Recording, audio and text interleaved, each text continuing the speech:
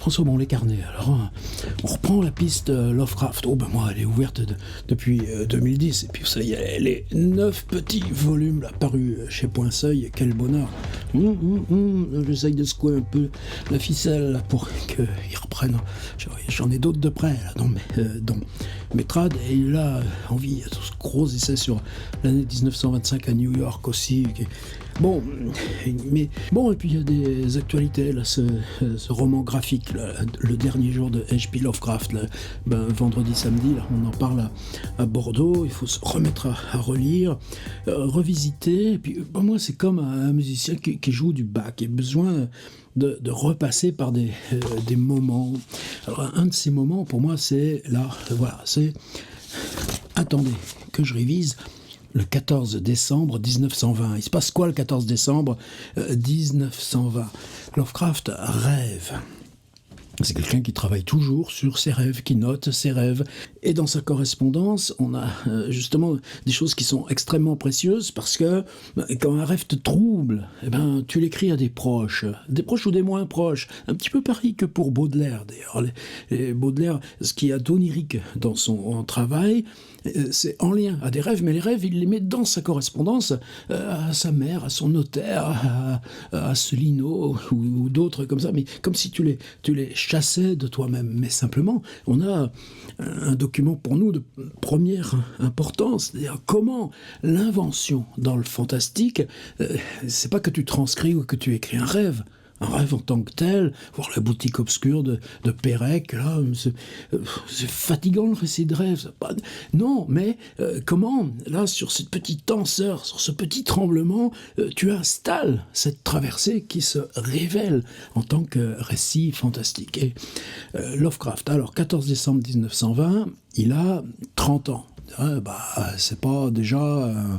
un poulet du dernier jour. Ah oui, mais pour Lovecraft, ça met longtemps.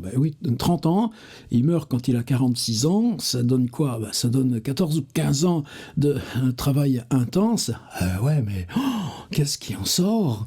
Alors pourquoi ça dure ? Parce que en France, c'est à la perte du grand-père quand il a 10-11 ans, et par être viré de la maison. Ensuite, il y a toute cette période où c'est impossible de le scolariser, des névralgies, des crises. Mais en même temps, c'est la période où justement un ami de la famille va l'accepter là, au télescope là, à 2 km. Il y va à bicyclette. Oh, la bicyclette, qu'est-ce que ce sera important pour Lovecraft d'aller explorer tous ces trucs de nature, toutes ces figures là, l'exubérance de la nature, la wilderness qui commence là, juste au bord de la ville, jusqu'à ce qu'il se casse le nez à 15 ans et qui supportera jamais sa tête au nez cassé et arrêtera la bicyclette. Oh, sauf quand plus tard, par exemple, faire le tour de Nantucket à bicyclette. Attendez, on reste dans le sujet.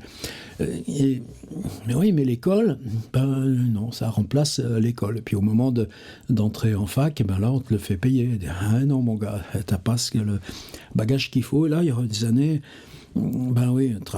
traversée un peu sombre de dépression, là on n'a pas énormément de traces, et puis ce qui va le sauver, c'est un grand mouvement qui parcourt tous les US, parce qu'on habite si loin les uns des autres, même tous ses meilleurs amis, August Derleth, à Madison, Wisconsin, ou Robert Howard dans son Texas, ou Clark Ashton Smith en Californie, on s'écrira tout le temps, aussi avec les amis de Cleveland, avec les amis de New York, New York là c'est facile, tout le temps il y va, il y a que vont faire des balades, des voyages ensemble, mais c'est la correspondance qui tient lieu d'instances sociales. Ça nous interroge beaucoup aussi, nous, là, sur nos relations mail, réseau, et c'est dans ce mouvement du journalisme amateur où il va commencer par des articles scientifiques, par des articles aussi sur la philo, le matérialisme, où ça deviendra petit à petit des notes de lecture, et puis sur Dunsany, par exemple, que va s'amorcer petit à petit. Il va devenir responsable de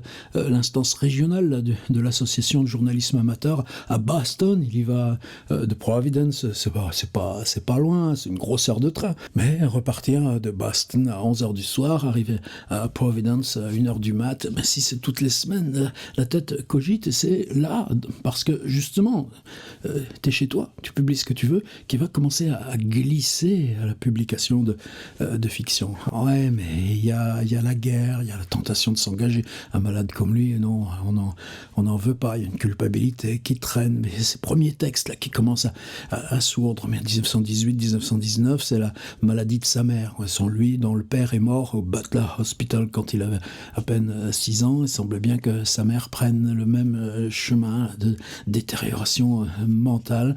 En 1920, liée au Butler, elle est hospitalisée. Une fois par semaine, tu marches à pied les 2 kilomètres pour aller rendre visite à ta mère qui probablement ne parle même plus, et elle va mourir en mai 1921. Et c'est là, dans cette petite poche de temps, dans ces conditions-là, un an avant qu'il rencontre aussi par l'association de journalisme amateur Sonia, là, qui va devenir son épouse. Ils vont se marier en 24, qui a cette poussée de texte. Et pour nous, quel laboratoire, comment vient à quelqu'un là, cette floraison de texte. Et comment ces premières floraisons, imparfaites, limitées, on est 10 ans, justement, avant les grandes œuvres, les chuchotements dans la nuit, dans l'abîme du temps, les montagnes de la folie, les ténèbres sur Innsmouth, et puis la chose sur le seuil, et puis la maison maudite, et puis la couleur tombée du ciel, et l'appel d'Artlou,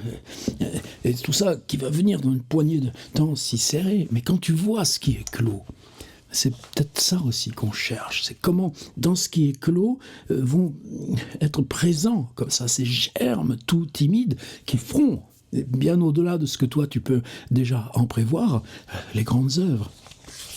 Alors, on va essayer de lire ce rêve, non pas les rêves qu'il raconte à Alfred Galpin.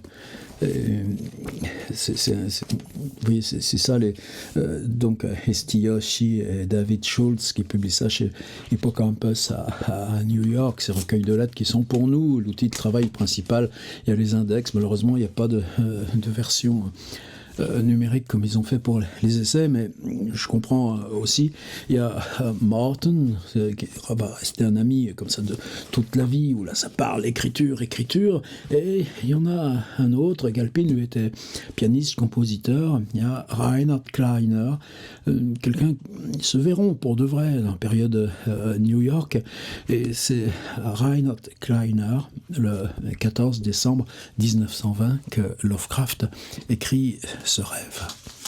Alors, c'est pas long, mais ce que j'avais envie de faire, c'est de lire à la suite. Ah ouais, tu vois, il faudrait 2 images. Tu vois, des fois, on fait ça en vidéo. Tu fais un plan comme ça, là, tu débordes pas. Puis après, tu fais l'autre plan comme ça, tu débordes pas. Et on pourrait lire les 2 textes avec 2 mois qui liraient les 2 textes. Non, on va rester simple. 598, Angel Street, donc à Providence, 14 décembre 1920. Vicomte vénéré, ça c'est les petites joies de la correspondance, tous ces noms qui se donnent les uns les autres. Nyarlathotep, le nom de Nyarlathotep. Nyarlathotep est un cauchemar. Et ce sera la dernière phrase du récit de Nyarlathotep. Un vrai fantasme mien dont le premier paragraphe fut écrit avant même d'être complètement réveillé.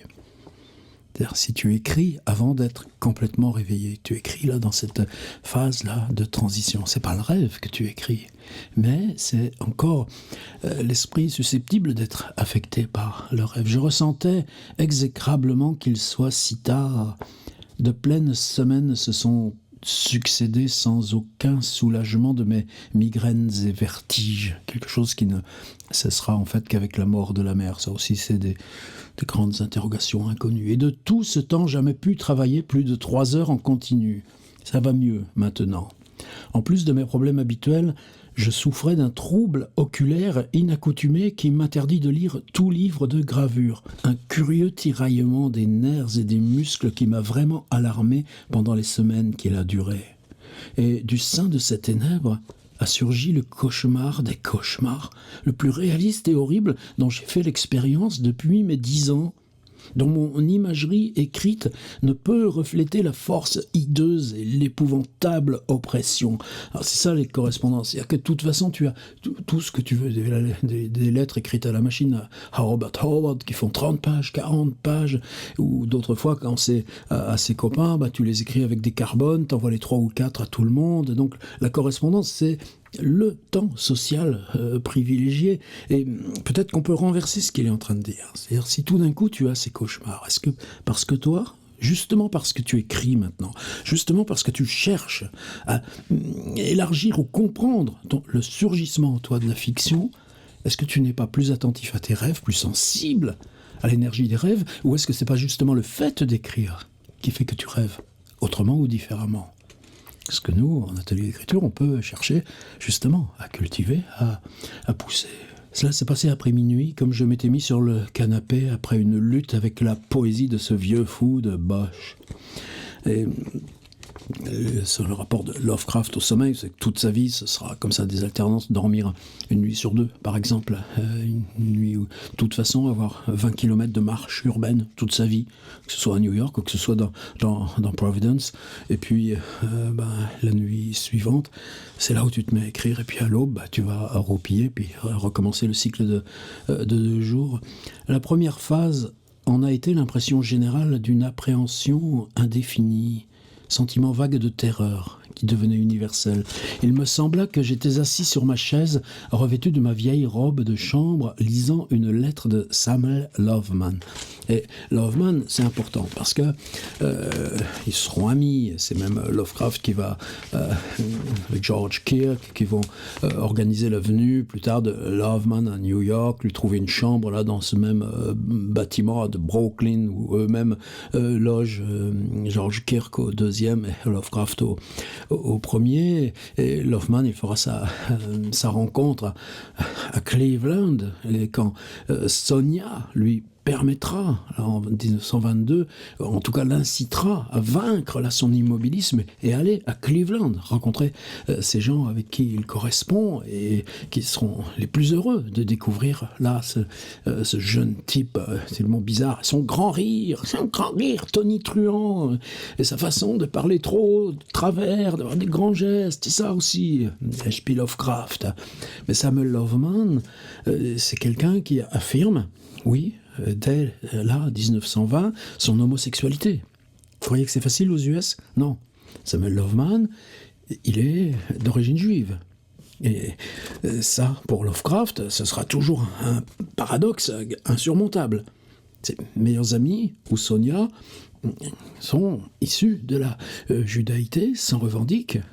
Et lui, là, fait constamment marche arrière. Mais surtout, Samuel Loveman correspond avec qui? Avec Ambrose Bierce, grand auteur de San Francisco. Et Loveman vient de publier, en plus de ses poèmes, un volume de sa correspondance avec Bierce. Ça veut dire qu'il a le même âge que Lovecraft, mais il est un cran avant. Il a publié des poèmes et il a l'autorité de sa correspondance avec Ambrose Bierce. Donc, qu'est-ce que cherche H.P. Lovecraft de lui-même dans son rapport avec Samuel Loveman? Et dans cette période, aussi bien dans les rêves à Galpin que dans le rêve là, à Reinhard Kleiner, Loveman devient un personnage du rêve et devient l'intercesseur qui emmène Lovecraft. Non pas dans la puissance ou la joie d'écrire, mais la terreur de ce qui se révèle par l'écriture. La lettre était incroyablement réelle. Donc tu lis dans le rêve une lettre censée être envoyée par ton ami Loveman, avec qui tu corresponds pour de vrai. Mince, papier au format habituel, encre violette, signature et tout. Et son contenu semblait de mauvais augure, ce que me racontait le Loveman rêvé. Surtout, ne manquez pas d'aller voir Nyarlathotep s'il vient à Providence. Il est horrible, horrible au-delà de n'importe quoi que vous puissiez imaginer. Horrible mais magnifique. Il vous hante ensuite pendant des heures. Je tremble encore de ce que j'y ai vu. Je n'avais jamais entendu le nom Nyarlathotep auparavant, mais il me semblait comprendre l'allusion. Nyarlathotep était une sorte de showman itinérant, acteur ou conférencier qui se produisait dans les salles publiques et provoquait une peur générale et la polémique après ses spectacles. Et ça, à Providence, on a toujours 2 magnifiques bâtiments qui datent là, de ces années-là, ou un peu avant, et qui sont là où se produisait, on est au tout début du cinéma, certainement.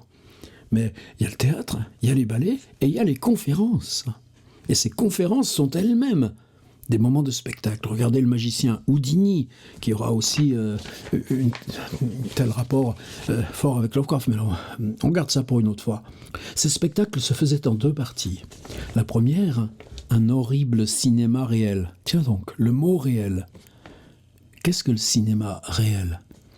L'illusion, peut-être prophétique. Et ensuite, quelques extraordinaires expériences avec des appareils scientifiques et électriques. Mais pour Lovecraft, tout à l'heure j'avais chuchotement dans la nuit, vous savez, où on cultive des cerveaux en bocal avec des appareils électriques, on communique avec eux là par des ondes sonores. Tout ce qui est comme ça, le plat, le surgissement d'une technologie, on l'explore avec à quoi ça nous ouvre du côté de la fiction. Quand je reçus la lettre, il me sembla me souvenir que Nyarlathotep était déjà à Providence, et quelle était la cause de cette peur troublante qui s'était répandue parmi tous les habitants. Il me sembla me souvenir que des personnes m'avaient parlé à voix basse, par crainte de ces horreurs, et m'avaient averti de ne pas m'approcher de lui. Tu vois comment l'intérieur du mot inventé de Nyarlathotep commence à prendre sa résonance. On va habiter le mot. Mais la lettre de Loveman me décida au contraire. Je commençais à m'habiller pour descendre en ville voir Nyarlathotep. Tous ces détails sont très vifs. J'avais du mal à nouer ma cravate, mais cette terreur indescriptible recouvre tout le reste. Comme je partais de chez moi, je vis des multitudes d'hommes avançant pesamment dans la nuit, tous chuchotant en effroi et convergeant dans une seule direction. Je me mêlais à eux, effrayé, mais impatient de voir et d'entendre le grand, l'obscur, l'indicible Nyarlathotep. Après cela, le rêve a suivi le cours de l'histoire si jointe, qu'on va lire ensuite, juste à peu près exactement, sauf qu'il n'est pas allé si loin. Et là, c'est intéressant. C'est-à-dire, qu'est-ce qui se passe entre le rêve et l'écriture qui commence par le rêve, mais nie et rejette en amont le rêve. Cela finit un moment après que j'eusse été tiré dans l'abîme noir bâillant parmi les neiges et emporté tempétueusement dans un tourbillon plein d'ombre, là où autrefois il y avait des hommes. J'ajoutais la conclusion macabre pour les faits, vous verrez, vous serez juge, le climat, il y a une fin littéraire. Le mot littéraire, il s'embêtera plus trop avec ça après.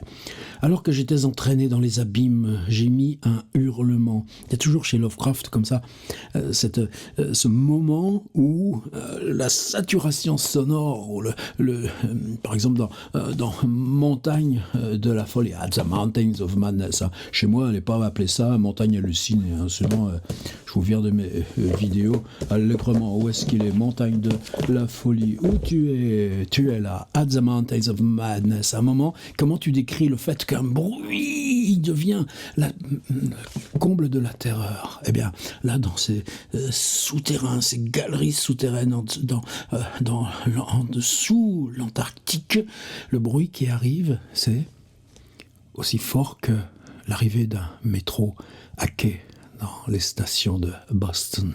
Et tu gagnes comme ça. Et comment tu dis cette instance du hurlement de terreur? J'ai mis un hurlement qui résonna. Je pensais qu'on n'avait pu l'entendre, mais ma tante, puisque la mère est hospitalisée, donc il vit avec sa tante Liliane, ce sera le cas jusqu'au décès de Liliane, ensuite il vivra avec l'autre tante Annie, et l'image s'évanouit. Je n'étais plus que douleur, le front battant, les tympans sonnant, mais je n'avais plus qu'une pulsion irréfragable, écrire, rendre cette atmosphère de peur sans mesure. Avant même de m'en rendre compte, j'avais allumé la lampe et gribouillais désespérément. De ce que j'écrivais, je n'avais quasi aucune idée. Oui, je fais monter là, le teaser, c'est ce qu'on va lire juste ensuite. De ce que j'écrivais, je n'avais quasi aucune idée. Ouais, et pourtant, c'est celui qui va nous expliquer plus tard qu'il faut écrire avec 2 synopsis. Non, et à un moment donné, la peur suffit, et tu écris dans cet intérieur. Après un moment, je renonçais, allais me rafraîchir le visage. Quand je fus parfaitement réveillé, je me souvins de tous les incidents, mais avais perdu ce frisson exquis de la peur, la véritable sensation de la présence du hideux inconnu. Regardant ce que j'avais écrit, je fus étonné de sa cohérence. Cela comprend le premier paragraphe, du manuscrit joint, dont je n'ai changé que 3 mots, je me pris à souhaiter que j'ai pu continuer dans le même état inconscient, parce que, même si je m'y étais pris immédiatement, ce frisson primal s'était perdu. La terreur était devenue l'affaire de la création artistique consciente. Lequel ou laquelle d'entre nous a jamais pu échapper à cette idée-là de l'intentionnalité qui remplace le premier surgissement, là où on est emporté à reculons, comme à l'Angelus Novus, là, ce tableau de Paul Klee qu'avait acheté Walter Benjamin, l'ange du futur. Et pourtant, le conte doit provoquer un tressaillement ou deux pour les lecteurs sensibles. Et Loveman, le vrai, le Loveman du monde diurne, m'a félicité avec effusion quand je le lui ai fait parvenir. Il l'a envoyé aussi à Loveman. Par contre, là, on n'a pas la lettre. En tout cas, pour un rêve, ce cauchemar en était un, croyez-moi. Your most observant servant. YR, MOST, OBT, SERVT, ça c'est souvent. Hell Theobald Junior. L'oncle Théobald. Et maintenant, Nyarlathotep. Nyarlathotep. Chaos rampant. Je suis le dernier. Je dirais le grand vide, notre hôte. Je ne me souviens pas précisément de quand cela a commencé, mais c'était il y a des mois. La tension générale était horrible. À des mois de perturbations politiques et sociales. Tu vois, l'angoisse, là, comme elle est à fleur. Comment tu écris, là, dans cette angoisse du monde au présent qui nous entoure. Et c'est pour ça que Lovecraft, c'est pas ses idées qui comptent. Mais si nous, là, dans le monde d'aujourd'hui, on est dans ce même instable, cette même angoisse. Le droit d'écrire, tu le prends là, bah, il nous y autorise. À des mois de perturbations politiques et sociales s'ajouta une étrange et grandissante appréhension d'un danger physique et hideux, un danger qui s'étendait, embrassait tout, un tel danger qu'on ne peut l'imaginer que dans les plus terribles hallucinations de la nuit. Je me souviens des visages progressivement blêmes et troublés des gens, alors des avertissements chuchotés et de prophéties que nul n'osait consciemment répéter ou s'avouer à lui-même qu'il les avait entendues. Une idée de faute monstrueuse répandue dans tout le pays, et des abysses entre les étoiles levaient des courants glacés qui faisaient trembler les hommes dans les lieux solitaires et sombres. Puis advint une démoniaque altération de l'ordre des saisons. L'automne avait effroyablement persisté et chacun ressentait que le monde et peut-être l'univers étaient passés du contrôle des dieux connus ou du pouvoir de ces dieux à des forces inconnues. Et c'est alors que Nyarlathotep sortit d'Égypte. Qui il était ? Personne pour le dire. Mais il était de leur vieux sang natif et ressemblait à un pharaon.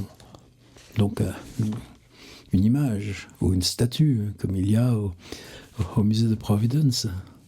Mais l'ordre du nom, tout d'abord. Les paysans s'agenouillèrent quand ils le virent, mais n'auraient su en dire le pourquoi. Il dit qu'il s'était levé depuis l'obscurité de 20 siècles et qu'il avait entendu les messages de lieux plus loin que nos planètes. Et dans les lieux de civilisation arriva Nyarlathotep, la peau bistre, émaciée et sinistre, achetant partout d'étranges instruments de verre et de métal pour les assembler en des instruments plus étranges encore. Il parlait beaucoup de science, l'électricité autant que la psychologie, et de ses pouvoirs présentait des spectacles qui laissaient les spectateurs sans voix et enflèrent sa célébrité à une ampleur excessive. Les hommes se recommandaient les uns aux autres d'aller voir Nyarlathotep et tremblaient, et où paraissait Nyarlathotep finissait la paix. Parce que les aubes s'emplissaient des hurlements du cauchemar. Jamais auparavant les hurlements du cauchemar n'étaient devenus un problème public. Désormais, les hommes sages voulaient qu'on puisse interdire le sommeil aux heures de l'aube et que les cris dans les villes ne perturbent pas si horriblement la lune pâle et ayant pitié brillant sur les eaux vertes et lourdes sous les ponts où les vieux clochers mi-écroulés se détachent sur le ciel gluant. Pour moi, quand je traduis, c'est question de rythmique. Et ces questions-là de longueur, est-ce que le point-virgule apparaît ou se supprime, est-ce que la virgule vient ou au contraire, la phrase est comme s'il était tiré par un élastique jusqu'au bout, c'est un ciel gluant. T'as ça dans Baudelaire, un ciel gluant? Non, et pourtant, il s'en gave, là, de Baudelaire. Je me souviens de quand Nyarlathotep arriva dans ma ville, la grande, la vieille, la terrible ville de crimes innombrables. Et là, tout d'un coup, il y a une petite bifurcation, parce que plus tard, dans beaucoup d'histoires, la maison maudite, par exemple, c'est directement Providence qui est citée comme étant la ville de la fiction. C'est-à-dire, c'est dans la ville ordinaire, ou celui qui hante la nuit, que tout d'un coup surgit l'inexplicable. Eh bien, ensuite, il développe une autre ville fictive, Arkham, où il mélange d'autres traditions mystiques, et ce n'est plus tout à fait Providence, mais là, tout d'un coup, c'est la ville, mais la ville comme allégorie. Et il s'en dispensera plus tard. Il comprendra plus tard seulement que la ville sera plus forte s'il dit que c'est Providence. Mais attendez, vous allez voir. La terrible ville de crimes innombrables. Mes amis m'avaient parlé de lui, et sa fascination impitoyable, et ses révélations hypnotiques, et je brûlais d'impatience pour explorer ces mystères extrêmes. Mon ami m'avait prévenu que c'était horrible, impressionnait, au-delà des imaginations les plus fiévreuses, mais que ce qui était projeté sur un écran dans l'obscurité de la salle ne consistait pas en simple prophétie, mais en ce que lui seul, Nyarlathotep, osait prophétiser, et que dans le crépitement de ses étincelles, les hommes recevaient ce que jamais auparavant on n'avait reçu, et qui désormais brillait dans leurs yeux. Et là, il y a cette phrase. En 1920, vous savez, c'est en 1927, l'énorme crise du cinéma avec l'arrivée du parlant. Mais là, en 1920, il y a déjà, vous savez, Manhattan de Charles Schiller. Mais on est encore dans cette préhistoire. Mais le cinéma, c'est quoi? C'est sur un écran, on montre, et devant, là, Charlie Chaplin, ou ce qu'en dit ce menteur de Sandra, il y a le musicien, le bonimenteur, le jongleur, le parleur. Donc le cinéma n'existe pas sans l'estrade. Il est là, par contre, le dispositif, l'obscurité dans la salle, le bâtiment où on se rend, c'est le cinéma en tant que tel qui devient l'instance de la fiction. Ce qui était projeté sur un écran dans l'obscurité de la salle ne consistait pas en simple prophétie, mais en ce que lui seul, Nyarlathotep, osait prophétiser, et que dans le crépitement de ses étincelles, les hommes recevaient ce que jamais auparavant on avait reçu, et qui désormais brillait dans leurs yeux. Et j'appris qu'on dissimulait le fait que ceux qui connaissaient Nyarlathotep voyaient des images que les autres ne voyaient pas. Ce serait une définition du cinéma, ça? Voir des images que les autres ne voient pas. C'était dans cette touffeur de l'automne qu'une nuit, je descendis parmi la foule intranquille pour aller voir Nyarlathotep. Et c'était une nuit étouffante et des escaliers sans fin jusqu'à cette salle suffocante. Et donc il y a cette descente, mais c'est-à-dire que tout d'un coup, d'où il vient, lui, qui écrit Angel Street, eh bien il descend la colline de Providence. C'est-à-dire que tout d'un coup, c'est son propre chemin pour descendre là de Angel Street à travers le campus, College Street, Waterman Street, traverser ce qui est maintenant le downtown et arriver là, à cette salle de spectacle. C'est-à-dire qu'il se sert tout d'un coup de son propre chemin dans la ville pour faire exister littérairement l'avalement par la salle suffocante. Et là, on a déjà tout Lovecraft. Et dans les ombres de l'écran, je vis des formes encapuchonnées parmi des ruines et de jaunes visages diaboliques. Bah ouais, et c'est ça Lovecraft, c'est ce qui est insurmontable, c'est ce qui est incontournable. Et, alors, cancel culture, wokeism, est-ce qu'on annule ça? Les jaunes visages diaboliques, ce sera tout le temps dans Red Hawk, dans lui. Qu'est-ce qu'est aujourd'hui le lieu humain de notre peur, et de jaunes visages diaboliques entreaperçus derrière les monuments écroulés? Je vis le monde se battre contre les ténèbres, contre les vagues de destruction venues de l'espace ultime, tourbillonnant, bouillonnant, combattant sous le soleil faiblissant et se refroidissant.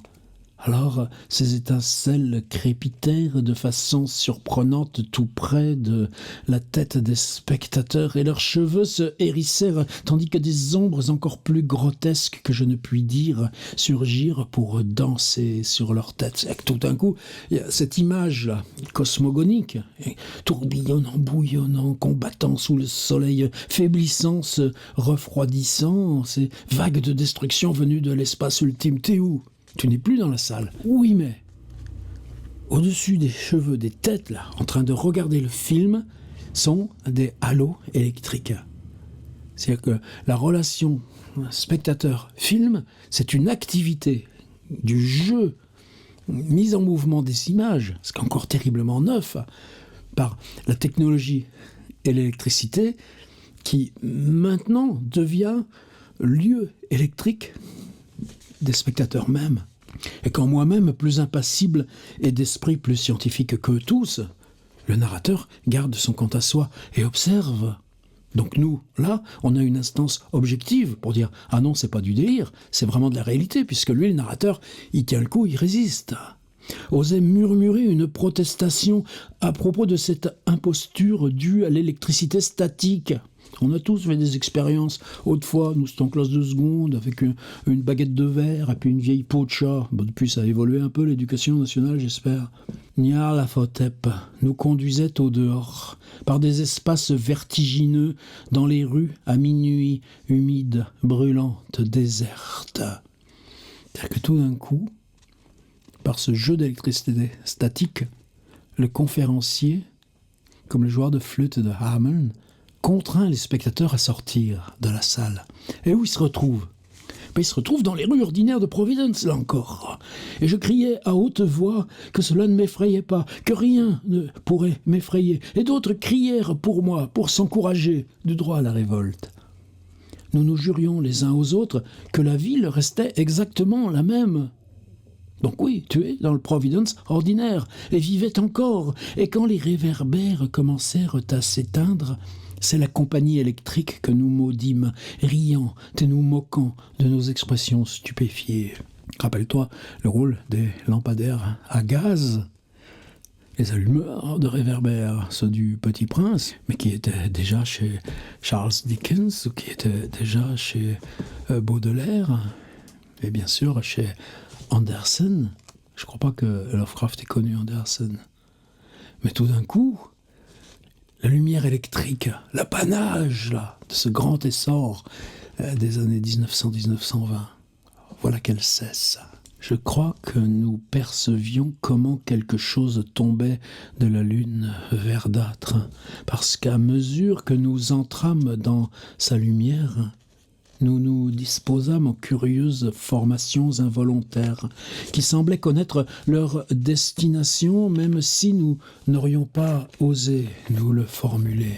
En cherchant à regarder l'horizon, plus possible de trouver la troisième tour sur la rivière. Ah, Providence, quand tu longes la Zéconque en bas du downtown, tu les vois, la suite là de ces tours.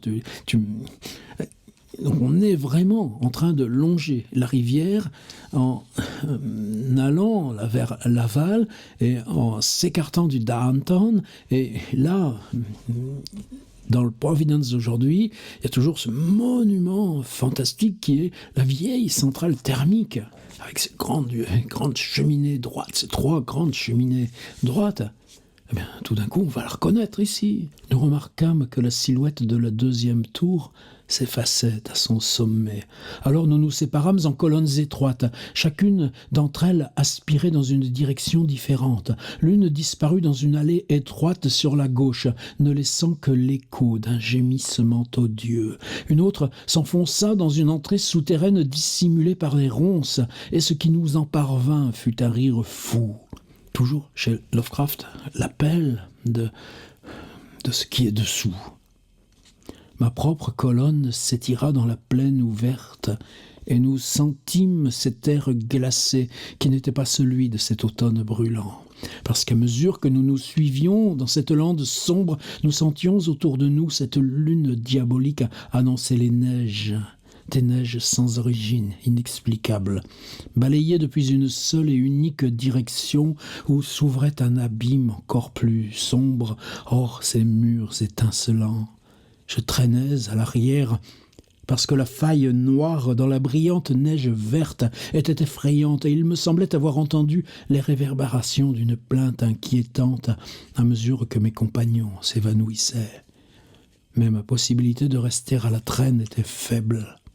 Comme attiré par ceux qui étaient partis en avant, je flottais à demi entre les congères neigeuses titanesques, frissonnant et terrifié dans le vortex aveugle de l'inimaginable. Et voilà comment Lovecraft s'invente lui-même. Dernière demi-page. Sensible à en crier, délirante et en stupeur, s'il y a des dieux, eux seuls savent. Une ombre malade et douée de sensations, se tordant dans des mains qui n'étaient pas des mains et mise en tournoiement à tâtons dans cette épouvantable nuit d'une création pourrie avec les cadavres de mondes morts et des plaies là où étaient les villes, des vents de chair qui balayaient les étoiles blêmes et les laissaient vacillantes. Au-delà des mondes, les vagues fantômes de choses monstrueuses, les colonnes devinées de temples profanés abandonnés sur des rocs sans nom, plongeant dans des vides vertigineux par-dessus les sphères de lumière et de ténèbres.